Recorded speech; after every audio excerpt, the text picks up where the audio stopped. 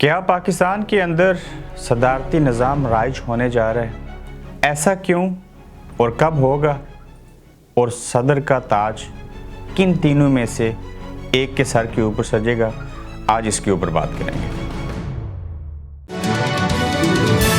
آپ دیکھ رہے ہیں گورکھ دندہ، ابرار قریشی آپ سے مخاطب ہوں۔ پاکستان دنیا کے ایک ایسا ملک ہے جس کی تاریخ شاید ہے کہ جہاں کبھی بھی کچھ بھی ہو سکتا ہے رات کو جمہوریت تھی، صبح اٹھے تو مارشل لاء لگ گیا۔ بات ہو رہی تھی کہ پاکستان کے اندر کیا صدارتی نظام کی طرف جو ہے وہ پیش قدمی ہو رہی ہے، اس کے اوپر بات کریں گے اور ایسا کیوں ہونے جا رہا ہے۔ اس میں بعض چیزیں ایسی ہیں جن کا جو صدارتی نظام رائج کرنے کا بوجھ ہے وہ موجودہ حکومت یعنی کہ پاکستانی سیاستدانوں کے اوپر ڈال دیا جائے گا۔ کچھ جو بوجھ ہوگا وہ انٹرنیشنل پالیٹکس، غزوہ ہند کی باتیں کرتے ہوئے اس طرف لے کے آگے بڑھیں گے۔ موجودہ خان صاحب جب سے حکومت میں آئے ہیں مسائل سے دو چار ہیں، عوام کے اوپر کافی اثر پڑا، ملک کی معیشت پیچھے گئی، ان کو لایا گیا، ساتھ ہو کے لایا گیا، پھر ساتھ ہو کے خراب کیا گیا۔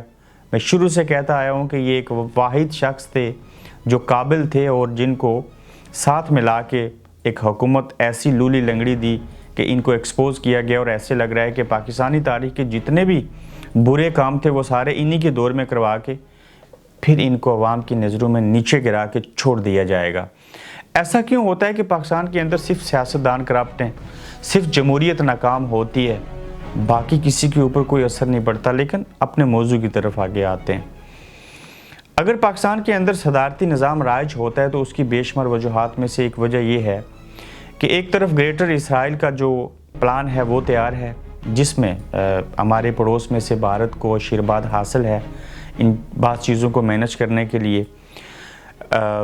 پاکستان، ترکی، ایران، اس کے ساتھ چائنا اور پھر روس، یہ وہ ایسے ممالک ہیں جن کی صورت میں ایک نیا اتحاد بنے گا جو گوادر کے ذریعے تجارت اور باقی معاملات بھی کریں گے، اور گریٹر اسرائیل کا انکاؤنٹر جو ہوگا وہ یہ 5 ممالک کریں گے۔ اب یہ جو 5 ممالک ہیں ان کے اندر جو نظام حکومت ہے وہ کیسا ہے؟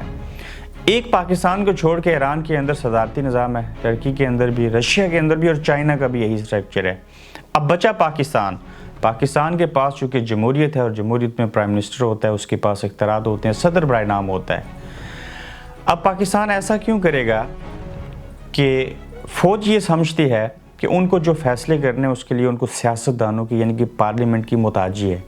اب یہ سیاستدان جو انسانی شکلوں میں ہیں یہ مختلف سیاسی جماعتوں سے ہیں، کسی کو اسٹیبلشمنٹ پسند نہیں اور اسٹیبلشمنٹ کو بعض سیاستدان اور بعض سیاسی پارٹیاں پسند نہیں۔ فرض کریں کہ ایک مولویوں نے فساد برپا کیا کچھ عرصہ قبل، اس فساد کے دوران ایک قرارداد لائے گی، ایک جو شخص الیکٹ بھی نہیں ہوا، وہ ایم این اے اور ایم پی اے نہیں ہے، وہ پارلیمنٹ کے اندر قرارداد پیش کر رہے، اور جب قرارداد لائی گئی کہ جو فرانسیسی سفیر ہیں ان کو نکالنا ہے کہ نہیں، تو قرارداد پیش ہونے کے ساتھ ہی پیپلز پارٹی نے بائیکاٹ کر دیا، نون لیگ نے گلہ شکوہ کیا کہ ہمارے ساتھ مشاورت نہیں ہوئی، کسی نے کہا کورم پورا نہیں ہے، تو وہ قرارداد پاس نہ ہو سکی۔ اسی طرح سے بے شمار اور فیصلے بھی ہوتے ہیں ملکی مفادات میں جن کو کابینہ سے یا پارلیمنٹ سے منظوری کے لیے اپوزیشن میں اور حکومتی کے درمیان تناؤ کا وہ شکار ہو جاتے ہیں اور وہ فیصلے نہیں ہو پاتے۔ تو پاکستان کے دور رس نتائج اور مثبت نتائج دیکھنے کے لیے پاکستان آرمی کے اندر سے یہ سوچا جا رہا ہے اور ایسا ہونے جا رہا ہے کہ وہ ملک کے اندر صدارتی نظام لائیں گے اور ون مین شو ہوگا، اور دوسرے لفظوں میں صدارتی نظام کو پاکستان جیسے ملک میں منی مارشل لاء سمجھتا ہوں۔ اچھا، وہ ایک شخص خود فیصلے کرے گا، کبھی کابینہ کے اجلاس کی ضرورت نہیں پڑے گی، کورم پورا ہو نہ ہو ساری چیزیں ہو جائیں گی اور باقی ممالک کی طرح یہ چیزیں کرنی پڑیں گی۔ اب اگر ایسا ہوگا صدارتی نظام تو یہ ایک اعتبار سے بہتر اس لیے ہے کہ جب تک پاکستانی سیاستدان، سیاسی پارٹیاں ایک دوسرے کے اوپر بہتان تراشی بند نہیں کریں گے، ایک دوسرے کے اوپر شک کرنا بند نہیں کریں گے، ایک دوسرے کو برا بلا کہنا بند نہیں کریں گے، تب تک یہ سیاستدان ناکام ہیں، ان کا کچھ بھی نہیں ہو سکتا اور اسٹیبلشمنٹ طاقت پر رہے گی۔ دوسری طرف جب یہ صدارتی نظام رائج ہو جائے گا اور بااختیار ہو جائیں گے بعض لوگ فیصلہ کرنے میں، تو دیکھنا یہ بھی ہوگا کہ یہ صدر کون ہوگا صدارتی نظام میں پاکستان کا. سب سے پہلے دیکھا جائے تو چیف آف آرمی سٹاف ہو سکتے ہیں. دوسرے نمبر کے اوپر خان صاحب کا بھی قرعہ نکل سکتا ہے. تیسرے نمبر کے اوپر سابق chief of army staff general Raees Sharif کا نام بھی موجود ہے. مگر ان تینوں میں سے کون ہوگا اور کیوں نہیں ہوگا، اس کے اوپر اگلے پارٹ میں آپ سے بات کروں گا. آپ اپنا فیڈ بیک ضرور دیجئے، کیا پاکستان کے اندر صدارتی نظام ہونا چاہیے کہ نہیں.